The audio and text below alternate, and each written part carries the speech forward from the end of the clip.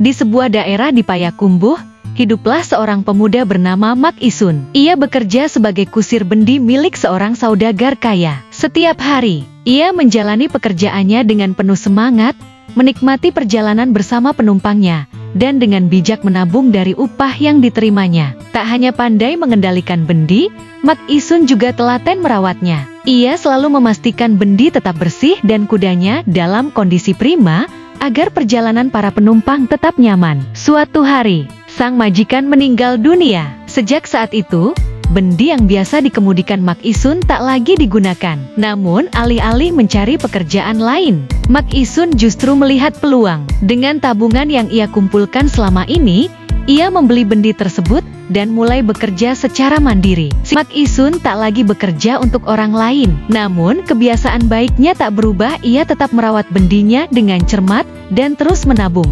Konsistensinya ini membuahkan hasil. Pelanggan pun semakin banyak, dan perlahan-lahan ia berhasil membeli lebih banyak bendi, hingga akhirnya menjadi juragan bendi yang disegani. Sebagai seorang juragan, Mak Isun tak hanya memiliki banyak bendi, tetapi juga mempekerjakan kusir-kusir lain. Ia selalu berpesan kepada mereka agar menjaga kebersihan dan kenyamanan bendi, sehingga penumpang tetap merasa puas dengan layanan mereka. Namun, meskipun telah menjadi kaya raya, Mak Isun tidak puas. Ia terus mencari cara untuk menambah pundi-pundi hartanya. Suatu sore, ia melihat seseorang membawa seekor beruk yang terlatih untuk memetik kelapa langsung dari pohon. Melihat hal itu, ide brilian muncul di benaknya. Ia sadar bahwa di daerahnya terdapat banyak pohon kelapa yang berbuah lebat. Tak ingin menyia-nyiakan kesempatan, Mak Isun segera membeli banyak beruk dan mulai menawarkan jasa penyewaan beruk pemetik kelapa kepada masyarakat. Inovasi ini ternyata sukses besar.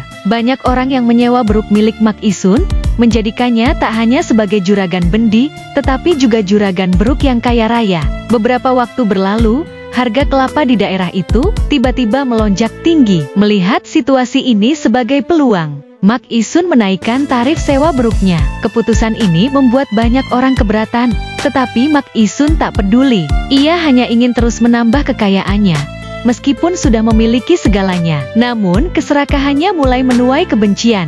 Para penyewa beruk yang merasa diperas pun mulai menyusun rencana untuk memberikan pelajaran kepada Mak Isun. Suatu pagi, saat Mak Isun membuka jendela rumahnya, ia terkejut melihat segerombolan beruk bertengger di sana, menatapnya dengan tajam. Panik, ia berlari ke belakang rumah, namun ternyata di sana sudah ada lebih banyak beruk yang menunggunya. Ternyata, para tukang yang sering menyewa beruk telah melepaskan hewan-hewan tersebut sebagai bentuk protes. Beruk-beruk yang terbiasa mendengar perintah mereka pun dengan mudah mengikuti instruksi. Saat itu juga, Mak Isun sadar bahwa ia telah bertindak keliru. Dengan rasa takut dan penyesalan, ia segera meminta maaf kepada para tukang dan berjanji untuk tidak lagi menaikkan tarif sewa secara semena-mena. Akhirnya, Mak Isun kembali berdamai dengan masyarakat. Ia belajar bahwa kesuksesan sejati bukan hanya tentang menumpuk kekayaan, tetapi juga menjaga hubungan baik dengan sesama.